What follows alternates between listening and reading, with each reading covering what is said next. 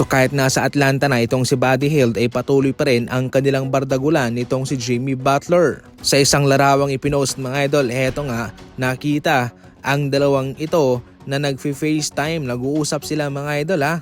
Tila talaga napakalalim ng kanilang pagkakaibigan mga idol. Syempre marami ang nalungkot dahil nga hindi na nila makikita itong mga pangtitrip ni Jimmy Butler kay Buddy Hield. Pero eto mga idol, maski man sa tawag ay ginagawa nila ito.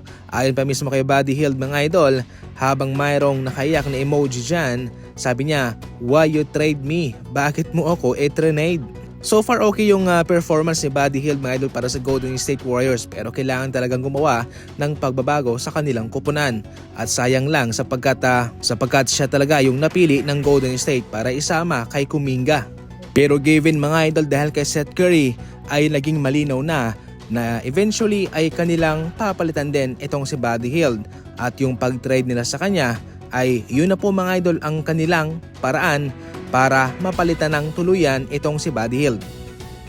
Kung si Davis ay mayroon ng post galing sa Washington Wizards patungkol sa kanyang bagong uniform, itong si Russell naman ay kanilang binigyang alam na dapat na hindi na ito mag-report sa kanila. Plano kasing i-waive na lamang ng Washington Wizards itong si Russell sapagkat wala silang planong gamitin ito o palaruin para sa kanila. Magaling si Russell mga idol, pero parang ito lang yung sumpa ng Brooklyn Nets sa kanya, na magaling lang siya kung siya'y nasa Brooklyn Nets. Pero kung nasa ibang kupunan, sa paninimula okay, pero sa kalagitnaan ay hindi na. Sa Dallas Mavericks nga, kahit na marami yung na-injured sa kanila, ay hindi pa rin nila ginagamit itong si Russell. Tinanggap lang siya ng Washington Wizards para makatipid sila sa kanilang papasahurin. Syempre mayroon siyang kontrata, mayroon silang ipapasahod, pero dahil nga kanilang wave ay makakatipid sila. Para sa inyo, saan nyo gustong makita itong si Russell? I-comment lang sa comment section.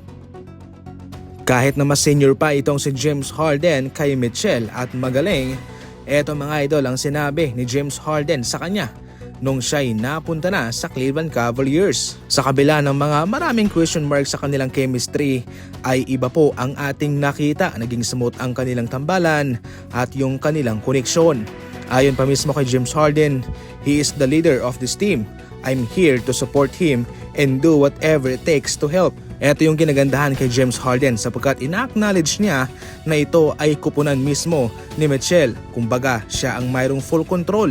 Nandito lang siya para tumulong. Nandito siya bilang backup. Ibibigay niya kung ano ang kanyang kakayahan mga idol, at tutulungan niya itong si Mitchell sa kaya ng kanyang kakayahan. Malaking bagay na po ang kanyang clutch na naibigay sa Cleveland Cavaliers sa unang dalawang laban mga idol.